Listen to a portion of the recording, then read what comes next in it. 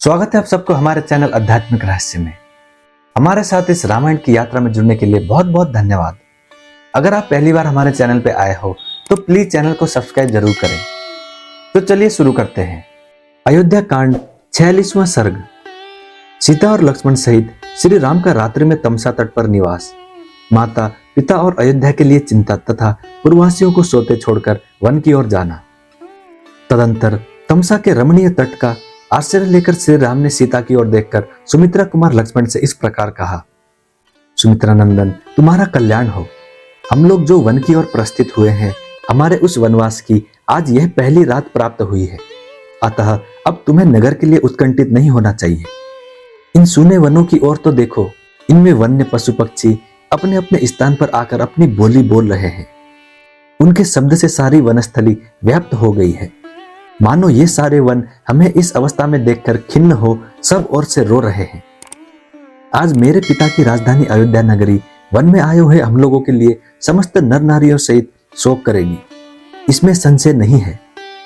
पुरुष सिंह अयोध्या के मनुष्य बहुत से सद्गुणों के कारण महाराज में, तुम में, मुझ में तथा भरत और शत्रुघ्न में भी अनुरुक्त हैं।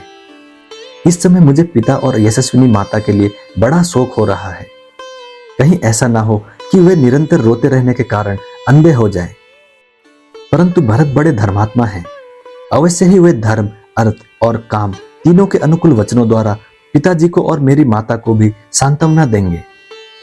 महाबाहो, जब मैं भरत के कोमल स्वभाव का बार बार स्मरण करता हूं, तब मुझे माता पिता के लिए अधिक चिंता नहीं होती।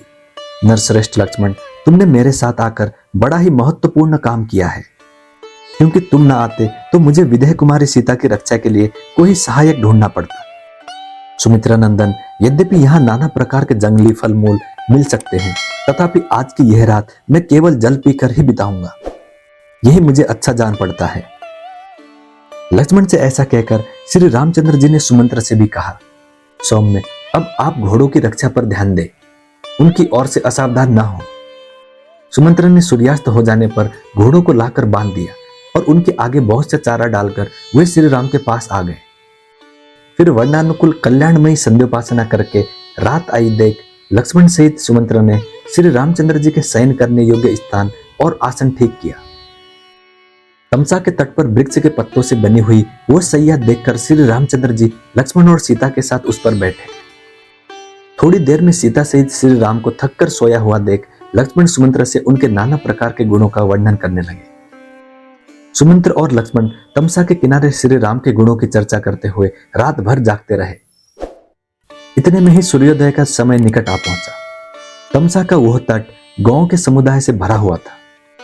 श्री रामचंद्र जी ने प्रजाजनों के साथ वहीं रात्रि में निवास किया। वे प्रजाजनों से कुछ दूर पर सोए थे। महातेजस्वी श्री राम तड़के ही उठे और प्रजाजनों को सोते देख पवित्र लक्षणों वाले भाई लक्ष्मण से इस प्रकार बोले, सुमित्रा कुमार लक्ष्मण, इन प्रवासियों की ओर देखो। ये इस समय वृक्षों की जड़ से सटकर सो रहे हैं। इन्हें केवल हमारी चाह है। ये अपने घरों की ओर से भी पूर्ण निरपेक्ष हो गए हैं। हमें लौटा ले चलने के लिए ये जैसा उद्योग कर रहे हैं, इससे जान पड़ता है ये अपना प्राण त्याग देंगे, किंतु अपना निश्चय नहीं छोड़ेंगे। अतः जब तक ये सो रहे हैं, तभी तक हम लोग रथ पर सवार होकर शीघ्रता पूर्वक यहां से चल दें।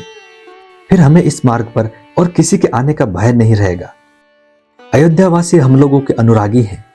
जब हम यहां से निकल चलेंगे, तब उन्हें फिर अब इस प्रकार वृक्षों की जड़ों से सटकर नहीं सोना पड़ेगा। राजकुमारों का यह कर्तव्य है कि वे पूर्ववासियों को अपने द्वारा होने वाले दुख से मुक्त करें, न कि अपना दुख देखकर उन्हें और दुखी बना दें।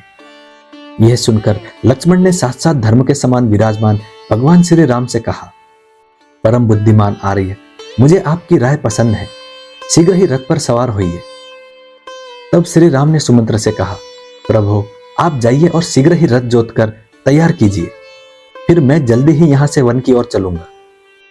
आज्ञा पाकर सुमंत्र ने उन उत्तम घोड़ों को तुरंत ही रथ में जोत दिया और श्री राम के पास हाथ जोड़कर निवेदन किया, महाबाहो, रथियों में श्रेष्ठ वीर, आपका कल्याण हो। आपका यह रथ जुता हुआ तैयार है। अब सीता और लक्ष्मण के साथ शीघ्र इस पर सवार होइए। श्री रामचंद्र जी सबके साथ रथ पर बैठकर तीव्र गति से बहने वाली भंवरों से भरी हुई तमसा नदी के उस पार गए। नदी को पार करके महाबाहु श्रीमान राम ऐसे महान मार्ग पर जा पहुंचे जो कल्याणप्रद, कष्ट रहित, कंटक रहित तथा सर्वत्र भय देखने वालों के लिए भी भय से रहित था।